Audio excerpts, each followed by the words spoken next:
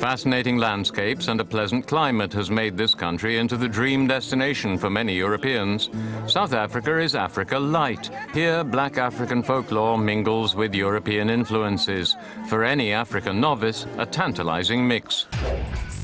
North of Durban, a bike celebrates its debut, whose abbreviation GS has already become a legend, the BMW F800 GS. The test journalists are curious. The Bavarian newbie is supposed to close the gap between the bestseller R1200 GS and the favorite one-cylinder series. Guy with a cigarette.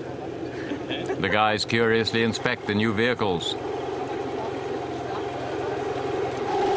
This is the first BMW which could come close to even non-BMW compatibles. Even motorbike globetrotter Astrid is curious. For her, the most important thing is the travel suitability of a motorbike.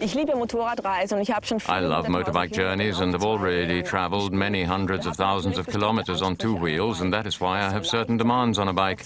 It is supposed to be light but robust. It must be suitable to be loaded and still be comfortable.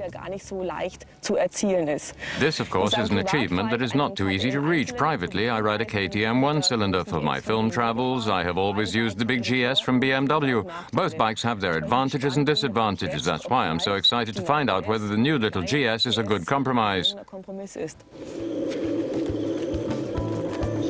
Let's see how high the thing is. The 800 is no good for short legs, but Astrid has no problem to touch the ground despite a height of only 1.72 meters.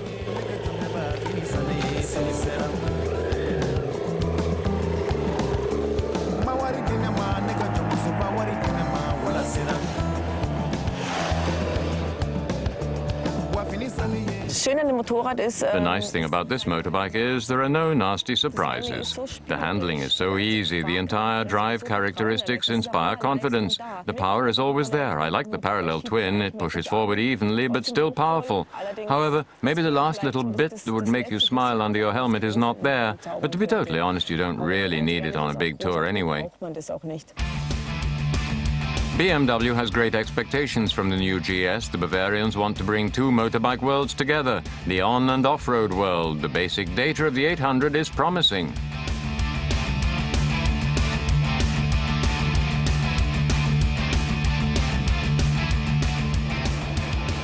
Astrid, with her GS, has already immersed herself into African folklore. There is an exuberant mood at this small weekly market. Africans are not afraid of touch.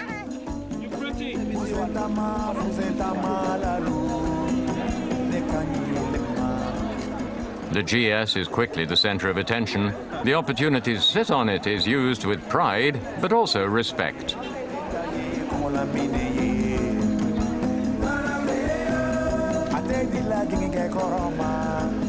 Astrid continues with her exploration.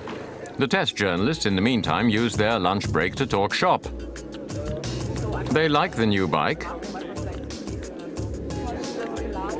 The most impressive thing with modern injection motorbikes is when the injection mapping and the control times match well, and this has worked really well here, because you have a relatively soft motorbike characteristic with partial load, and in the lower section of the RPM, which doesn't jump either. Away from main roads, there is hardly any traffic in South Africa. Optimum test conditions. What I don't really like about the seating position is the high handlebar position, and that's why I feel the knee angle is a bit steep.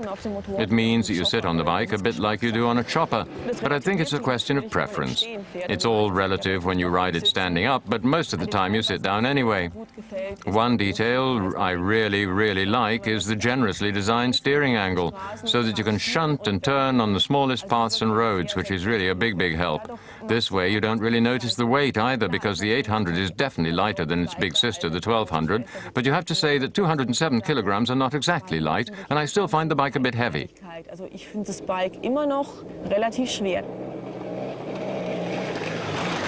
The tank underneath the seat bench is, of course, good for the center of gravity, but I'm still a bit skeptical about that, because what do I do if I need more fuel than the available 16 liters? I can also imagine that the construction of a bigger tank could be really difficult and extensive.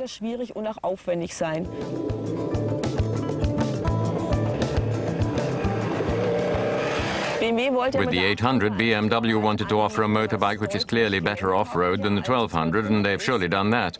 The off-road characteristics are sufficient for the average endurance traveler, but I wouldn't enter heavy terrain with it. Neither would I drive through the Sahara on this bike. But there are so many other nice destinations in the world for which the 800 could really be the first choice. Would I change? Well, I don't know. I would definitely try it out, experiment with the 800, and then I can still think about it. Ja, ich weiß nicht, ich würde es einfach mal auf einen Versuch ankommen lassen, ein Experiment mit der 800er machen und dann kann ich es mir immer noch überlegen.